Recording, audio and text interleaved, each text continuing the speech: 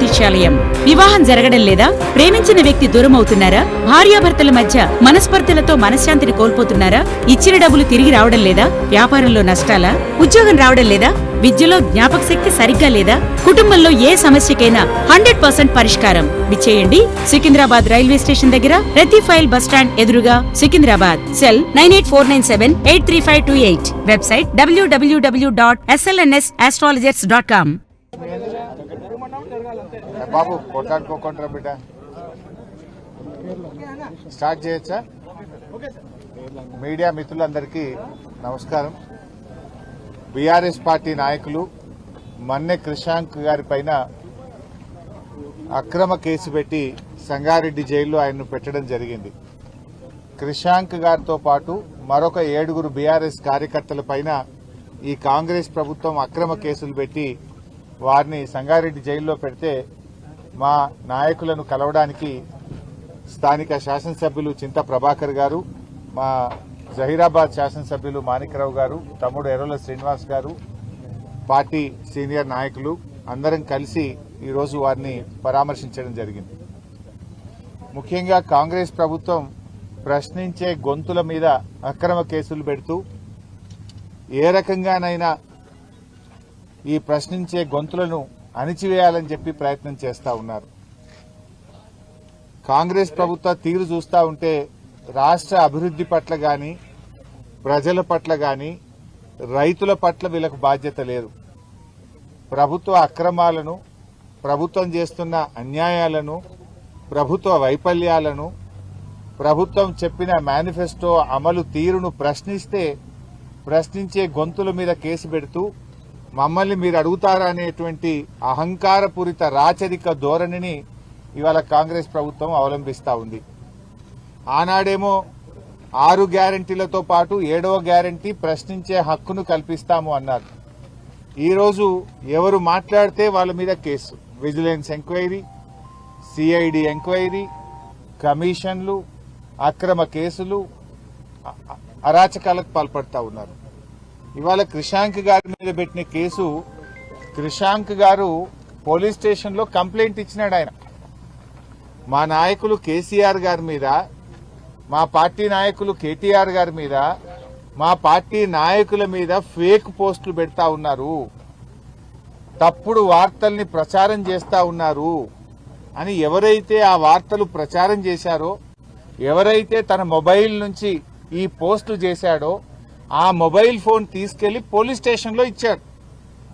పోలీసులకు ఈ మొబైల్లో అన్ని ఆధారాలు ఉన్నాయి, ఈ మొబైల్ నుంచే ఇగో మా కేసీఆర్ గారి మీద, మా పార్టీ నాయకుల మీద అక్రమ కేసులు, అక్రమ పోస్టులు పెట్టారు, దుష్ప్రచారం చేస్తా ఉన్నారు, ఈ మొబైల్లో అన్ని ఆధారాలు ఉన్నాయని అతని చేతి నుంచి మొబైల్ తీసుకొని పోలీస్ స్టేషన్లో పోలీసులకు కంప్లైంట్ కాపీతో పాటు మొబైల్ అందజేయడం జరిగింది.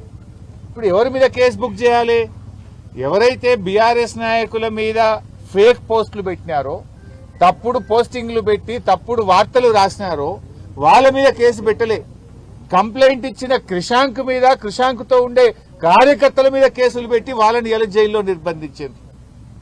ఇది ఎట్లుందంటే దొంగతనం చేసిన వాడిని విడిచిపెట్టి అరే తప్పు చేసిండు అని పోలీసుల దగ్గరికి వెళ్తే నిన్నే లోపల పెట్టినట్టున్నది.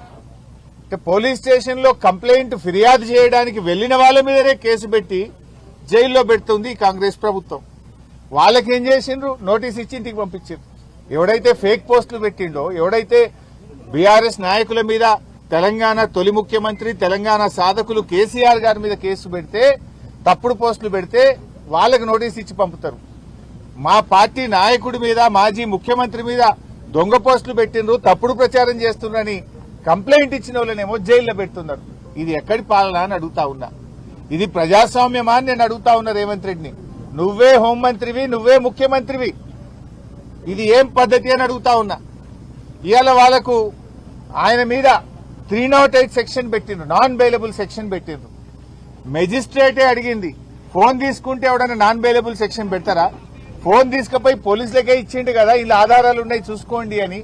ఆయన మీద నాన్ బెయిలబుల్ ఎట్లా పెడతారని మెజిస్ట్రేట్ గారే 308 సెక్షన్ కొట్టేసిండ్రు. మెజిస్ట్రేట్ కొట్టేస్తే మిగతా సెక్షన్లు ఏంది? అన్ని below 7 years bailable sections. Below 7 years దాంట్లో అరెస్ట్ చేయరు, స్టేషన్ బెయిల్ ఇవ్వాలి. బిలో 7 years ఉంటే ఈయన మీద 22 కేసులు ఉన్నాయి, ఈయన హ్యాబిచువల్ అఫెండరు, ఇతన్ని జైలుకు పంపాల్సిందే అని చెప్పి తప్పుడు కేసులు అన్ని కూడా చూపించి ఇవాళ క్రిషాంక్ గారిని జైల్లో పెట్టడం జరిగింది. క్రిషాంక్ గారి మీద ఉన్న కేసులేంది? క్రిషాంక్ ఎవరన్నా మర్డర్ చేసిండా, రేప్ చేసిండా, టెర్రరిస్టా, ఏమన్నా క్రిషాంక్ ఏమన్నా తప్పుడు చేసిండా? క్రిషాంక్ ని ప్రభుత్వ అరాచకాల్ని ప్రశ్నించిండు. అంగన్వాడీ టీచర్లకు ఇచ్చిన మొబైల్ ఫోన్లలో అవినీతి జరిగింది అంటే క్రిషాంక్ మీద కేసు. 10వ తరగతి పరీక్ష పత్రాలు లీక్ అయినాయి అని ప్రశ్నిస్తే క్రిషాంక్ మీద కేసు. కంచె గచ్చిబౌలి భూములు అమ్ముతున్నారు, అక్కడ మూగజీవాలన్నీ చచ్చిపోతున్నాయి, చెట్లు కొట్టేస్తున్నారు, ఇది అన్యాయం అంటే కంచె గచ్చిబౌలిలో కేసు.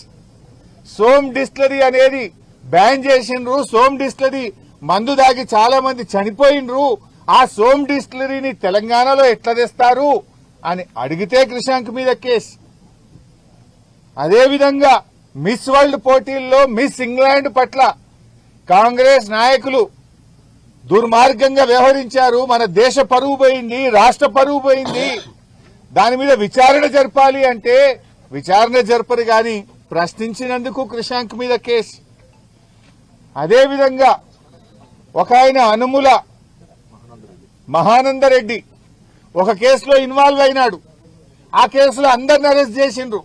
అనుముల మహానందరెడ్డిని ఎందుకు అరెస్ట్ చేయరు? ఆయన ఇంటి పేరు అనుముల ఉన్నందుకే ఆయన విడిచిపెడతారా? ఆయనను ఎందుకు అరెస్టు చేయరు అని అడిగితే పిసిసి అధ్యక్షుడు మహేష్ కుమార్ గౌడే పోలీస్ స్టేషన్లో కేసు ఇస్తాడు, క్రిషాంక్ మీద కేసు పెడతారు. అంటే అడగడమే నేరమా? ప్రశ్నించే హక్కు భారత రాజ్యాంగం ఈ పౌరులకు ఇవ్వలేదా?